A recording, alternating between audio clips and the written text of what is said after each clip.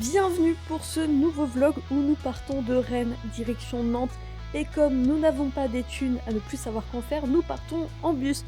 Parce que le bus, c'est pas cher. C'est fermé, du coup il n'y a pas assez de brassage d'air. Du coup l'air il se brasse pas. Donc on n'a pas d'air qui se brasse quoi. Après une bonne nuit de sommeil, nous avons dû aller jusqu'à la Beaujoire et ce fut long. C'est encore plus long quand on doit se trimballer un casque dans les transports en commun. Il n'y a pas beaucoup de monde et ça fait du bien, ça change des gros événements. C'est très intimiste et on se sent très privilégié. Salut. Ouais, et j'ai ça à faire signer là.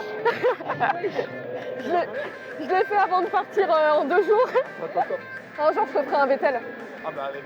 Dès que j'aurai les skills pour faire ça, parce que là ça reste simple. Si un jour t'arrives à faire un casque comme ça en Vettel, y a pas de souci, tu m'envoies un message, je t'envoie le truc pour l'envoyer et avec grand plaisir. Nickel. T'es sûr que je le signe hein, Mais je suis sûre, vas-y, au-dessus, trouve-toi une place et vas-y hein. Mec, il y a l'huile de casque. Mais non, t'inquiète. Mais ça me fait grave plaisir. En plus, j'adore ton contenu et tout, donc c'est nickel. FC oui à tout jamais. Par contre, voilà, on croit en toi. Par contre, on souffre beaucoup, malheureusement. Non, si tu nous fais pleurer. Ah, tu nous fais fort pleurer. Hop, ça Le fameux casque, j'en avais parlé. Ah ouais? Non mais Hydro m'a montré la photo. Il est trop cool en vrai, bravo. Ah, ça part d'une casque comme ça là. Ayrton Senna du Brasil.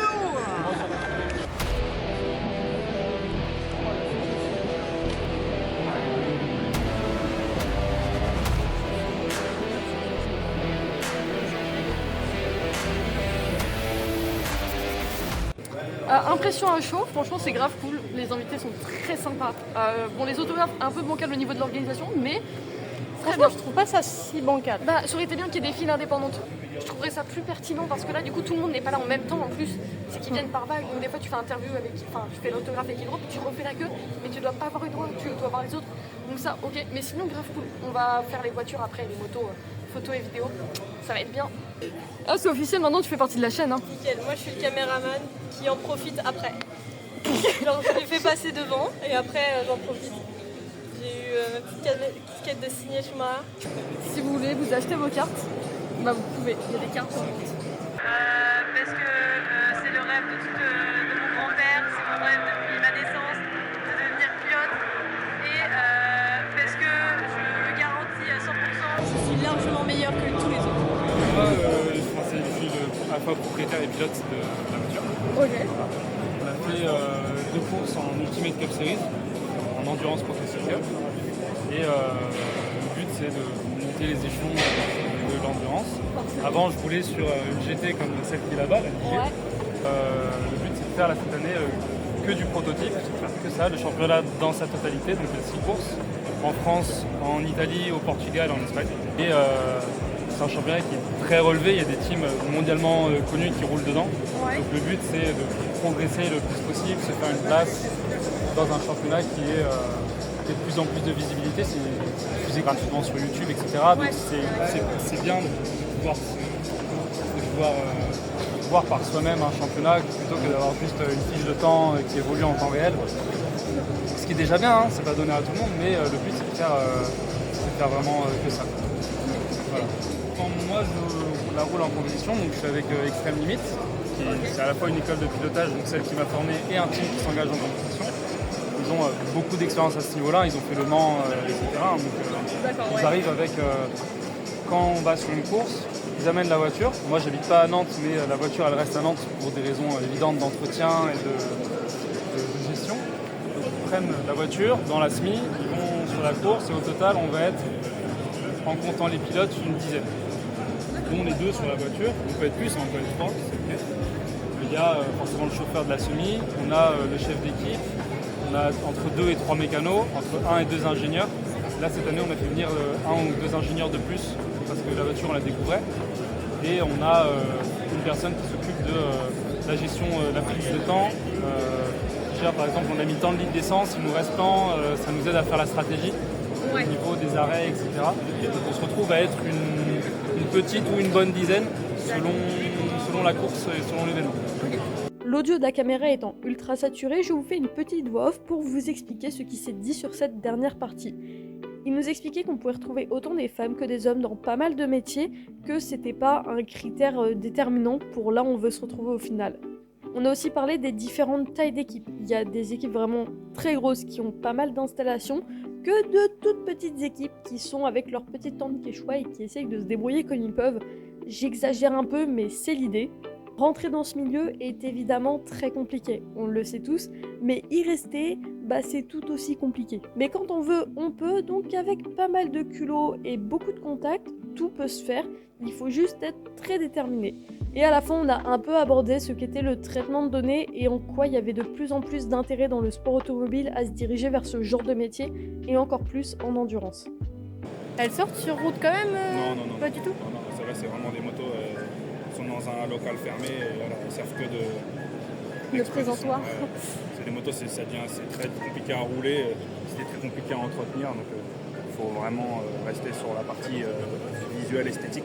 À l'utilisation, ça demande un entretien féroce et les changements de température fait que c'est compliqué à rouler. Et genre, même les Ferrari ou autres, elles sortent pas du tout ni rien, ou elles sont utilisées. Elles sont dans des garages et Ça c'est pas que ça abîme super vite le moteur si elles n'utilisent pas du tout, non? Non, c'est à un moment où elles sont démarrées une fois de temps en temps, ça va. Ça fait partie de sa collection, c'est pas toute sa collection. C'est vrai. Ah d'accord. Et les voitures n'ont pas de kilomètres. Du coup, si elles sortent pas. Une 4 CSL par exemple, elle a que 115 km. 115, ouais, en fait, juste le temps de la sortir, histoire pour pas qu'elle s'abîme, quoi. Ouais, c'est ça. Puis s'il peut ramener la voiture sans la conduire, juste en la remorquant. C'est comme ces motos-là, par exemple, la la Ninja. H2R, Ouais. dans le fond, elle a 0 km. 0. Ouais, 0. Et c'est juste pour le plaisir de collectionner. En fait, c'est une moto qui ne roule pas sur la route. Là, on a une H2 traditionnelle qui, elle, est homologuée pour la route, et la H2R n'est pas homologuée pour la route. Donc, elle n'a pas le droit de rouler sur la route. Ouais, mais sur des circuits ou autre, ça circuit reste. haute. Mais c'est une moto qui est très difficile à conduire. Oui, Il faut être un pilote chevronné pour la conduire parce qu'elle a énormément de puissance. Elle fait 360 chevaux, donc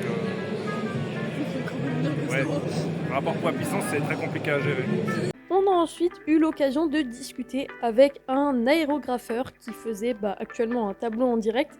Mon casque a peut-être interpellé l'attention, du coup il m'a filé beaucoup de conseils sur la peinture de casque.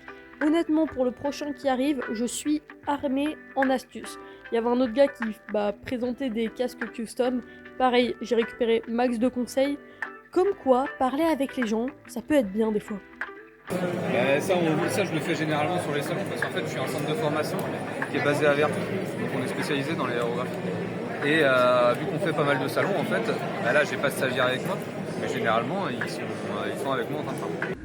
Le calme, le silence. Nous pouvons même entendre des oiseaux qui chantent.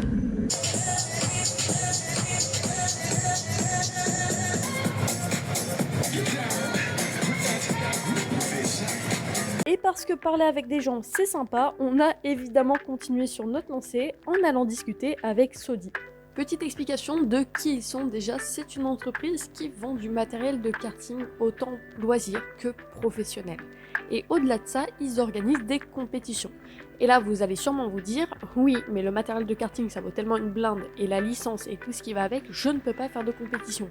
Et si, c'est justement ce qu'ils nous expliquaient. Ils organisent des courses loisirs qui sont accessibles à tout le monde. Si vous n'avez pas de matériel, ce n'est pas grave, parce qu'ils fournissent tout sur place, les cartes, les combis et les casques. Vraiment, pas d'inquiétude. Pour participer, il suffit tout simplement de trouver un karting qui est partenaire et qui organise une compétition, et de s'y inscrire. Peu importe le nombre de courses que l'on fait au cours de l'année, nos statistiques seront analysées pour voir qui sont les meilleurs et organiser une course entre eux par la suite. Je trouve que ce genre de choses mises en place rend le sport auto super accessible. Alors oui, ça ne sera pas à la hauteur d'une compétition professionnelle, certes, mais vous courez quand même avec des personnes qui souhaitent gagner, tous dans la mentalité de la compétition. Les prix d'inscription peuvent beaucoup varier, ça peut être 30 €, 60, voire même plus, ça va vraiment dépendre des circuits qui est à côté de chez vous. Voilà, c'était la petite discussion que nous avons eue avec Sodi. Il y a des chances que vous les retrouviez sur ma chaîne un peu plus tard, ça reste à voir, je vous tease ça comme ça, mais on en reparle bientôt. C'est que l'audio de la caméra était pourri. C'est Il y avait vrai. des grésillements et tout, c'était un enfer. Je veux plus revivre ça. Non. Je veux que ça se finisse comme ça, avec cette phrase. Je veux plus revivre ça. Je veux que le vlog se finisse par ça. Écoute, si tu veux, je mettrai cette phrase à la fin. C'est toujours toi qui décides des phrases finales. Oui. C'est un truc de fou. Nous sommes reliés par les liens du chargeage. Il faut qu'on passe par la même porte du coup. Les vlogs d'août, mais en janvier. Et que sur des voitures. Je veux plus revivre ça. Hein.